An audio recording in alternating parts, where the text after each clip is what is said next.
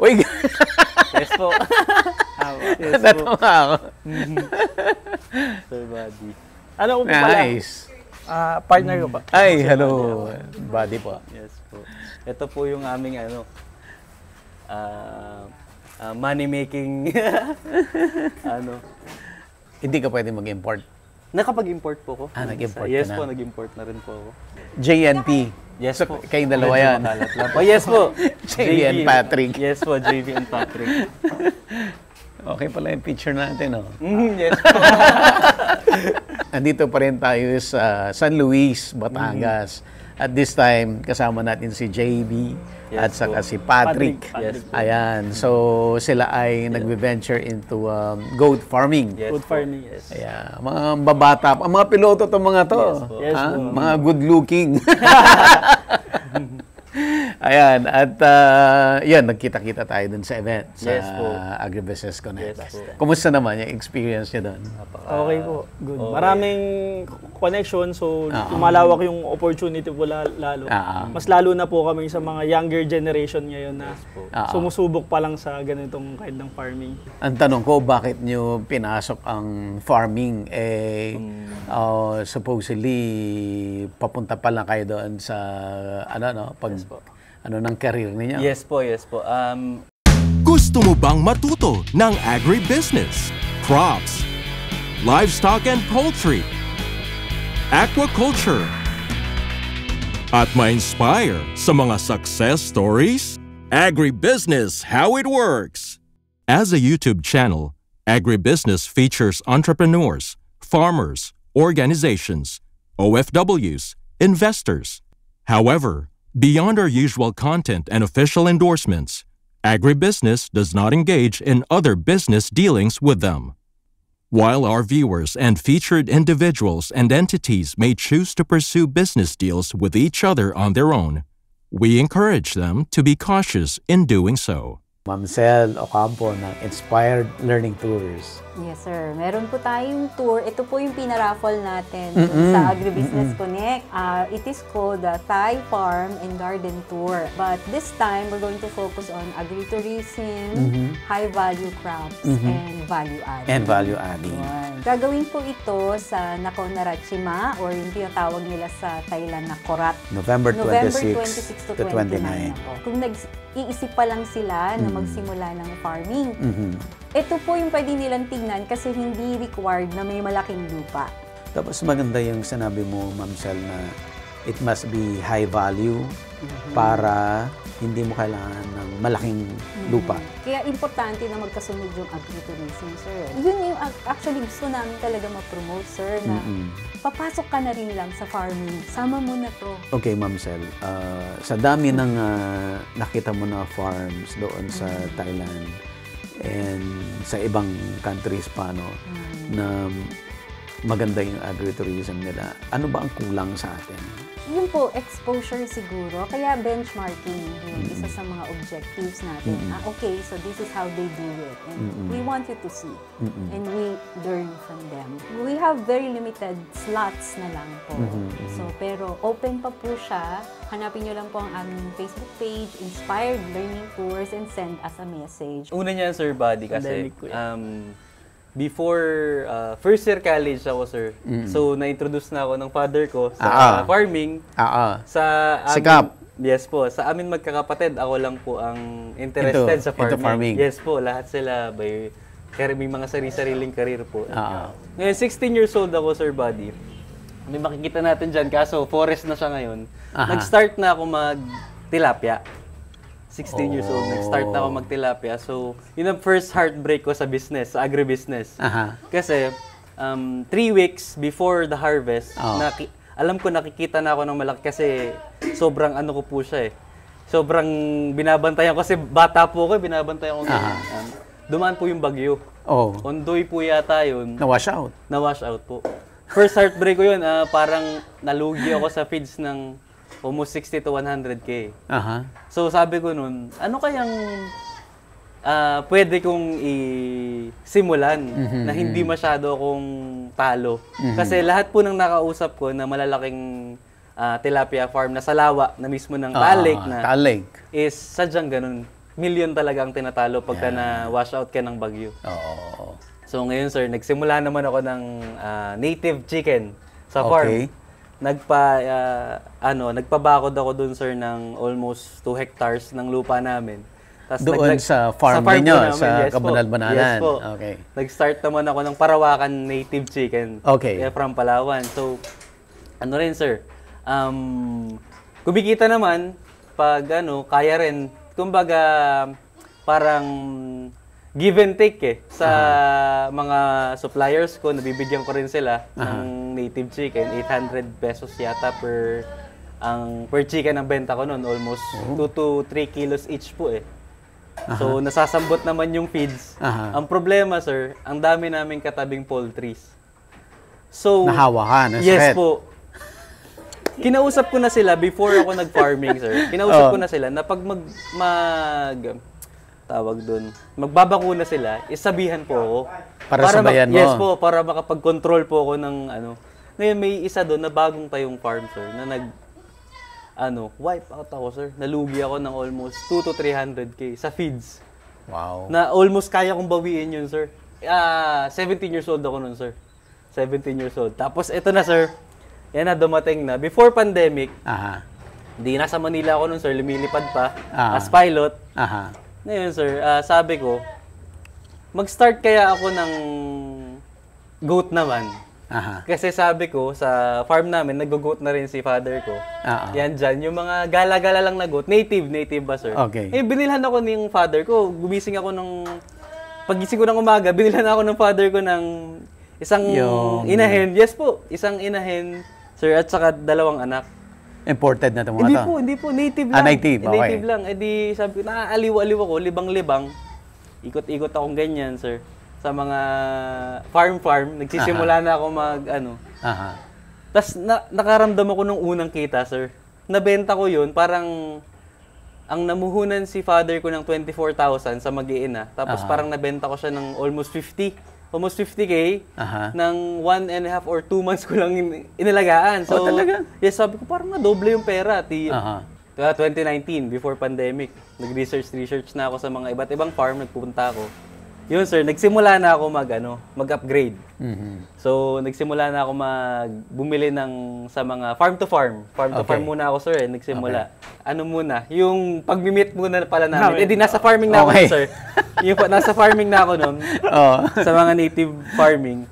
Ngayon sir, may meeting kami as Eagles, yung samahan dito sa Doon kayo nagkakilala si Eagles. Nagkakamit kami. Ngayon sir, sabi niya sa akin, may venture siya, sir, na pinasok. Sabi ko, bago rin sa pandinig ko, sir. So, medyo exotic interested din ako. If alam mo po yung exotic na guinea pig, yung wala pong balahibo. Skinless guinea pig. Skinless, opo.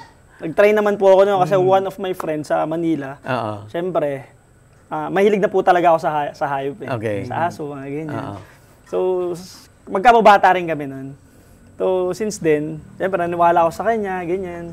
Pero, hindi naging successful kasi yung weather dito sa atin, napakahirap kontrolin.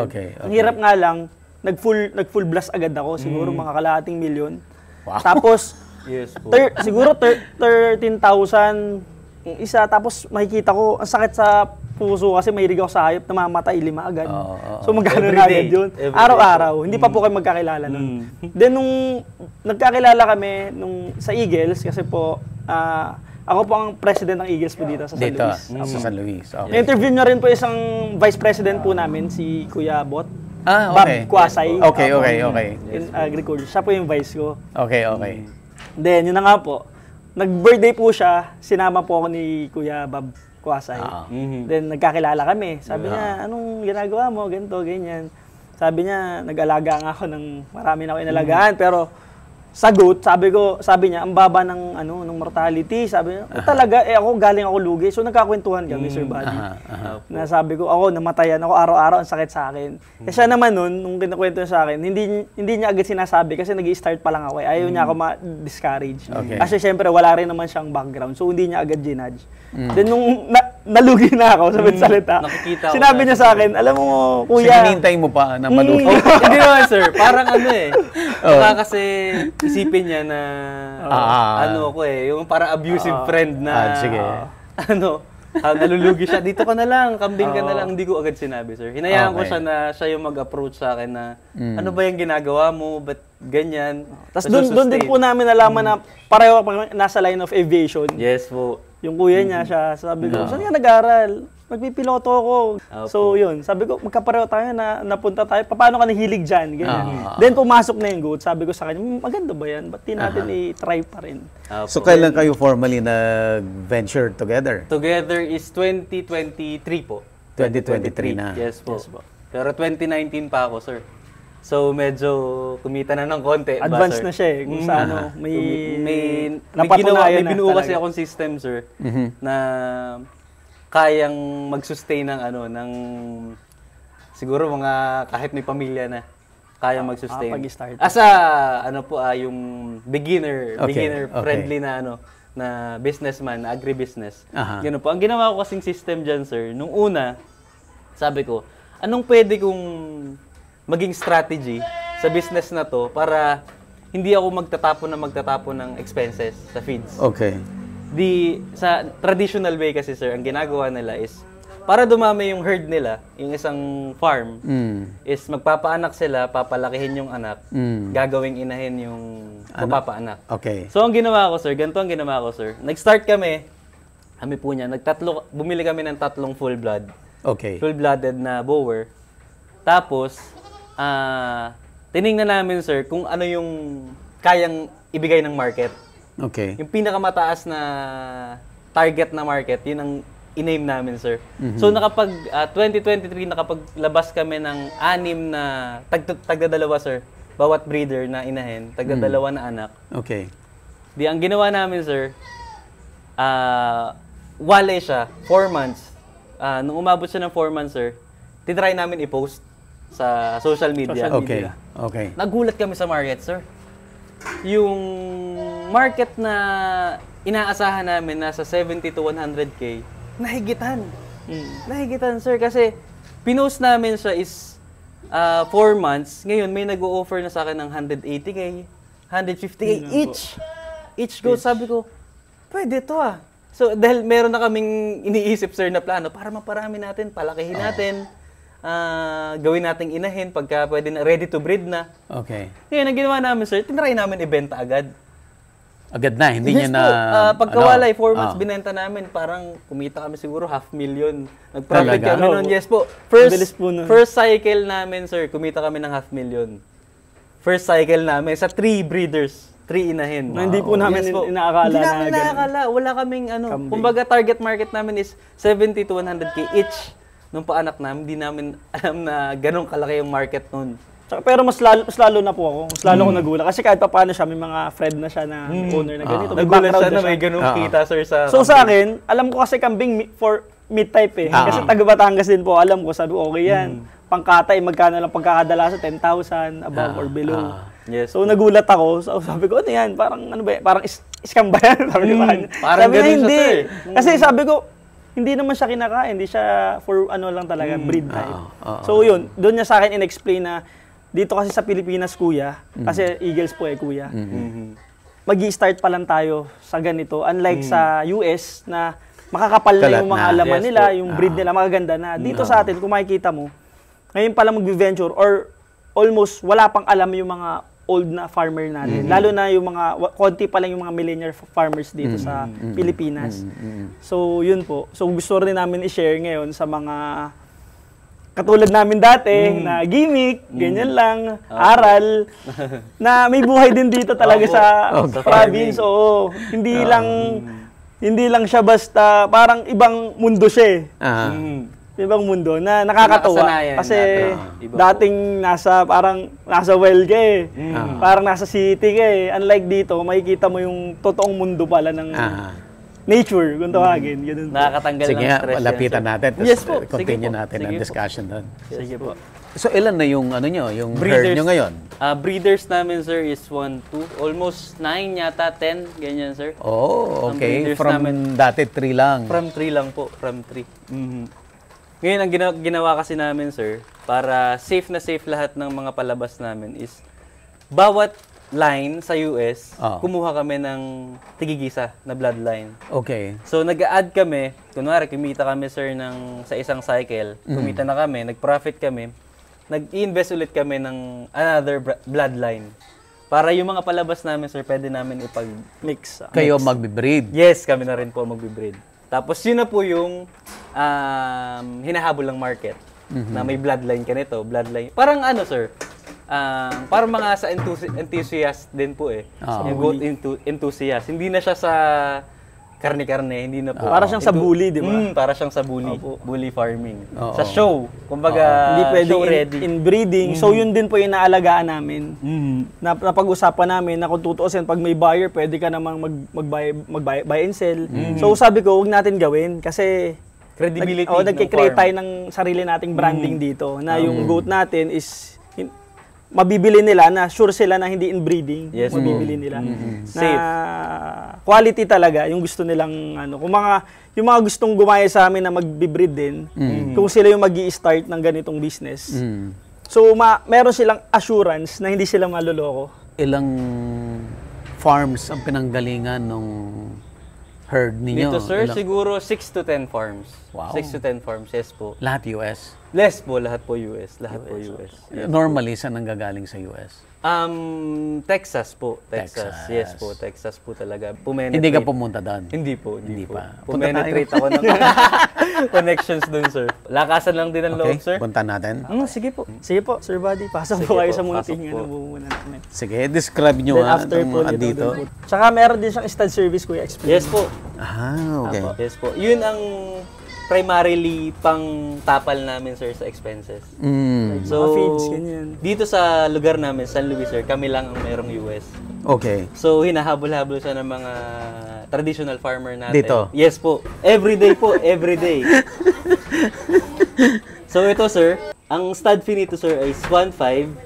Pero dito sa traditional farmer natin, sa malapit sa amin, is 1,000 lang. Ginagawa namin ng discount pagka alam naming patas lang yung laban nila, yung nagbebenta lang ng may discount sila. Tapos doon naman, sir, is 1.5, nagiging 1,000 din pagka pagka mga traditional farmer natin. Tapos yun na yung pinangtatapal ko, sir, sa mga expenses ko, sa mga feeds, sa mga pasweldo ko sa mga tao, ganyan, sir. Yun na yung pang-ano namin. Sabi ko lang kay Kuya Pat nung meeting namin ni aking kasosyo is hanggat yung annual income natin is 10 to 20% pa lang yung nakuha sa expenses. Okay. Is palago tong business na to. Kasi po, yun yung target ko noon eh. So, ang expense nyo is 10 to 20% lang? Sa annual income. Yes po. Wow, Yes 80% yung yes growth. Po. Yes po. Parang nagpapahinga rin yung nila, bitukan nila, sir. Kasi yun ang iniiwasan natin. Pag na-bloat kasi, sir, yun ang kalaban. Bloat talaga. Kaya mamamatay. Posibleng mamamatay. Yes po, kaya ako parang ine-endorse ko rin ng Ramsol kasi Ramsol lang ang naging sa akin. Naging hiyang. Sobrang safe niya, sir, ang Ramsol. Sa dami ko nang na-try na feeds. Pero hindi ko inaano yung iba na gumagamit pa rin ng mga ibang brand. Pero sa akin po, is Ramsol lang naging effective. Yan. Galing ni Doc Paul. Yes po. Okay, dito sa other side. Yes po. Iyan po naman is yung mga for release namin ngayon. For release to. Yan po. For release yan, mga 4 months old. Ito, lalaki to, sir. Buck. 4 months old lang po yan. 4 months old. Ito, sir, doe. Ito, buckling to, buck. Lalaki to. Yun naman, sir, doe. 4 months old yan sila. Mga for sale namin, sir, is ilan lang ngayon? Parang 6 lang. Oo. So, yung business model ninyo, hindi paramihan ng yes po. Ng numbers, yes po. no? Yes po. Pagalingan siya, sir. Pagalingan ng strategy. Kapagandahan siya ng linyada, ng breed. Yes po. Kasi nga po, kagaya ng sinabi ko po sa inyo, paganda pa lang po yung hinahabol po natin. Quality over quantity yung namin, habol namin. Kasi nung una rin po, iniisip namin magpadami na lang kaya tayo para syempre income natin through volume. Pero hindi rin po kasi, unlike nung nakabenta na po kami, tapos ganun din naman yung presyo, so mag-alaga na lang tayo ng quality, Oo. pero mataas yung presyo. Like Yung risk mag-alaga kasi, sir. ka ng konti, ang hirap po pang-alagaan, kawawa rin yung mga tao namin. Ha? Mas ano kasi sir, pagka sa akin sir, sa experience ko, mas high risk pagka madami. Okay. Unang-una, mas marami expenses mo. Okay. Unang-una, pagka nagkasakit yan or kung ano mang nangyari sa kambing mo, is magkakahawaan sila. So, pwedeng ma-wipe out. Pwedeng ma-wipe out, sir, ang kambing once na magkaroon ng ORF or kung ano mang sakit. Eh, ang pinaka-safe kasi, sir, na ano is, sa ganito, katulad nitong farm na to, sir, hindi siya crowded. Hindi siya crowded. So, mas madaming space, mas safe po sa biosecurity ng farm. Ganyan po yung ine-aim namin. As long as, sabi ko nga, sir, as long as yung annual income namin is 10 to 20% lang expenses. Ang expenses. Good kami dyan, sir. Tsaka ano siya, Regardless kung smaller yung yung Yes farm. po, yes po. Yun po yung parang inaano namin sa business system. Hindi siya ganun kalaki, pero yung income niya is may cash flow po siya. yes po. Yung cash May flow cash iba flow. po. Yan ang maganda. Yes, Yes po. Kuwari, yung pera nga po natin, di ba, ilalagay natin sa bangko. Oo. Pero syempre, di naman siya kikita. So, unlike parang ang merong sariling bangko na dito. Sa ganitong sistema na kung mahilig ka rin naman sa agri, tapos mahilig sa hayop, so, nakakatuwa kasi alam mong andyan lang sila, dumadami pa. Tapos yung income niya is Pero in the worth event like na that. you decided na malaki, kaya, di ba? Kaya po. Walang problema doon, Yes di ba? Yes kaya. po. Kaya po, kaya. Walang problema. Yung risk nga lang, sir. Iniingatan natin yung yung risk eh. Oo. Yung risk ng expenses, unang-una expenses, sir. Mm-mm. Yung mga breeders namin sa kabilang side po. Madami pa po din sa kabila. Yeah, dahan-dahan po, sir. Ilan ang tao niyo dito sa farm? Isa lang po, sir. Ay, isa lang. Isa lang. Yun po ang inaano rin namin na kaya ng isang tao. Tapos ano pa siya, senior citizen, 70 years old, sir. Talaga? Yes po. Yan, sir. Ito na yung breeder section namin, sir. Ah. Ito na yung breeder section. So, lahat yan, sir. Lahat ng Dowlings is buntis yan, Breeder sir. na to? Hindi po. Ano yan, sir? Pambenta rin yan. Pangbenta sir. rin. Pambenta rin, sir. Dowling yan. Oo. Ito yung sambak po namin. Ito yung isang back. Yes po. Yan po yung si imported. Yan po si imported. Ano po siya ngayon is 14 months old. So, bata pa po siya. Yan, sir. Lahat yan buntis na. Ito kasi may stud na, sir. Pero hindi pa Okay. namin winawalay kasi bata pa yung mga anak niya. Ah, so kahit na maliit pa yung anak, pwede nang ipasta Yes ulit? po. Yes po. Stud ulit. Used to na siya. May kanya-kanya kasi sila, sir, na characteristics eh. So, ito, sir, kahit may anak, na-try nga namin parang umanak siya after a month. Nag-hit na siya eh. Pag di siya kasi, sir, tinry namin siya hindi pastadan, pinarecover namin siya. Ang tagal, sir. Umabot siya ng 6 to 7 months. Ulit, bago Yes siya po, mag- bago siya mag-hit. So ngayon, parang inaano na namin, napastada na siya. Once na nag-hit para hindi na... Kasi panahon, sir, ang kalaban sa kambing eh. Yeah. Panahon. Mabilis, mas Yes mabilis po, dapat. tapos ang habol naman natin, sir, di ba, annual income. Lagi ko pong inaano yung annual income. Kaya kailangan, grab lagi pag may opportunity So anong breed ito? USD niyan, sir. Bale, may ano na yan. Ito kasi, sir, yung nanay niya is may Australian blood siya. Okay. Kaya ganyan yung ganyan yung quality yung nilalabas niya. Kaya ko naman siya, sir, iniwan dito, itong breeder na to kasi yun nga, sir, mabilis siya mag-produce. Nag-hit siya agad after ilang months lang na pag-aanak. Pinili din namin, sir, pagka alam namin na for release na yung mga inahin, pinapalta na rin namin, sir. Na hindi na siya pwedeng gamitin, ganyan. Ito, sir, anak na siya Ito naman. next month. US so, yan, sir. US. Next month, maanak na to? Yes po, next month, anak na yan. Wow. Yun na yun. Pero lahat yan sila, sir, is buntis. Buntis That's lahat to. 1 to 2 months yung iba. Ito ang pinaka first na anak sa So sa isang taon is nakakadalawang cycle po tayo. Kaya medyo okay ang profit po is. So yung isang breeder, ilang beses mo siyang paanakin before siya mag-retire? As much as possible, sir, dalawa dapat. Dalawang cycle sa isang taon, Sa isang sir. taon po. Pero ilang years mo siyang i-breed? Sa kasi sa pag-aaral is 6 to 10 times na pag-anak is the safest. Okay. Para safe pa po sa inahin and sa anak. Pero ang ginagawa ko, sir, 5 hanggang 5, Stop na. ini-stop ko na.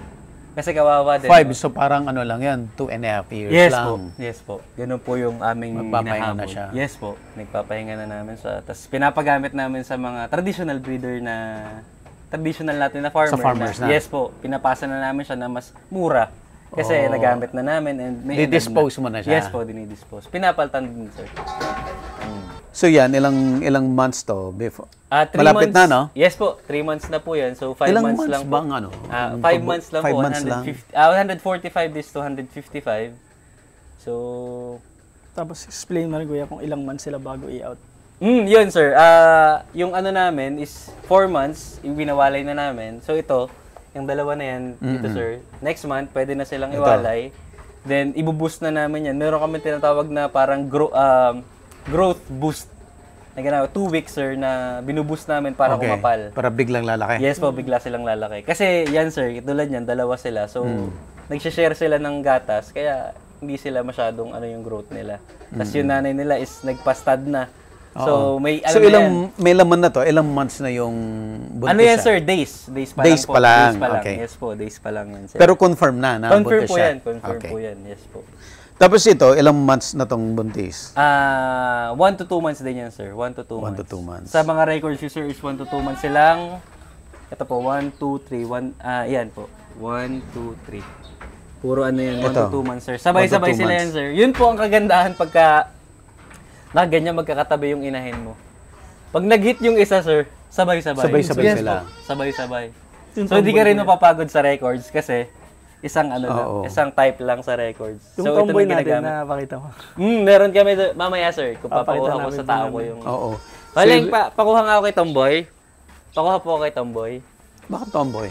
Ipapakita ko sa inyo, sir. Common naman na to sa mga farmer, pero ito, magiging uncommon to sa vlog niyo, sir. Okay. Mga viewers niyo Kasi po. sir, medyo, di ba, siyempre may biosecurity tayo na ginagawa. Ngayon, ang ginagawa ko, sir, pag may dumadayo dito, lalo na pag di ko kilala or hindi taga San Luis, meron ako, sir, pinapatry muna na titingnan kung hit siya. Kasi, sir, pagka hindi hit, kunwari, akala nung farmer na to, hit, pero hindi pala, magwawala yung box ko, sir.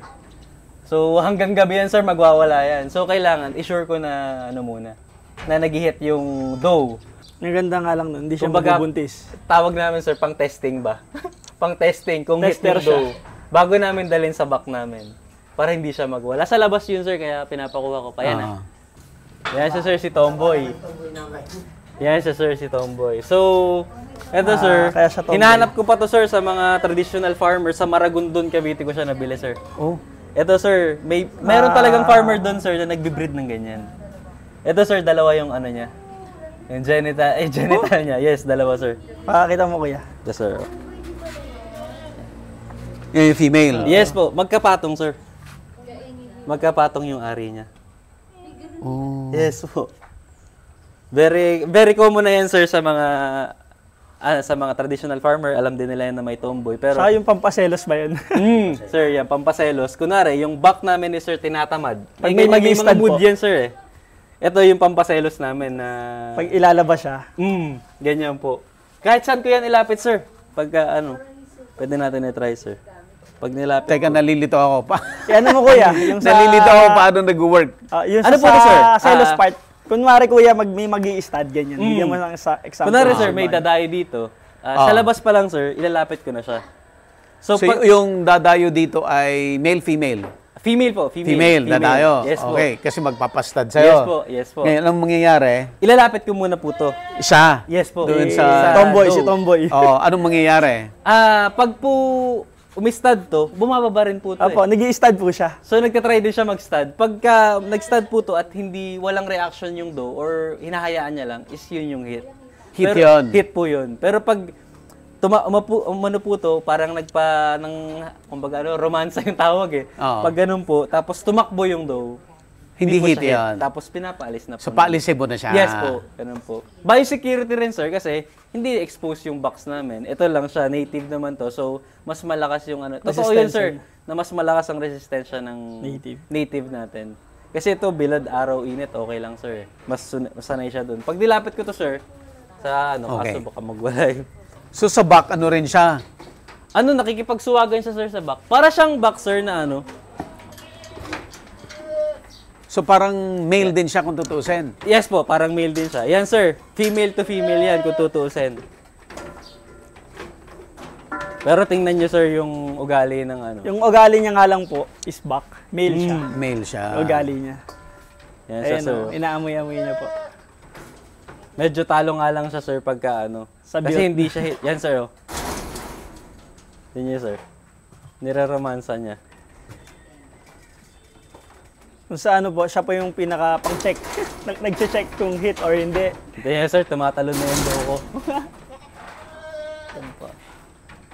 Yan po yung kagandahan ng may ganito. Tomboy na Yan sir. goat. Di ba sir? Niraromansa niya. Meron po siyang sariling trabaho dito Ayan, sa sir. ano. Yan sir oh.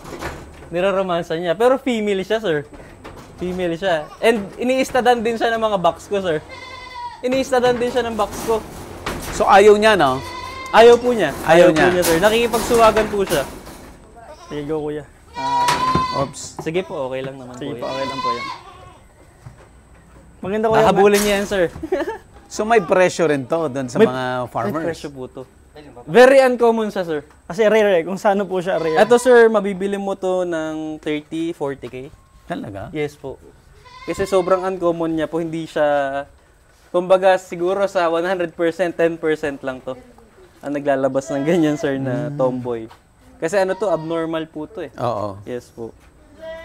Unang-una, safe na safe po to. Pagka nagpapahit kami, kunwari, yung sarili namin breeder, gusto namin mag-hit agad.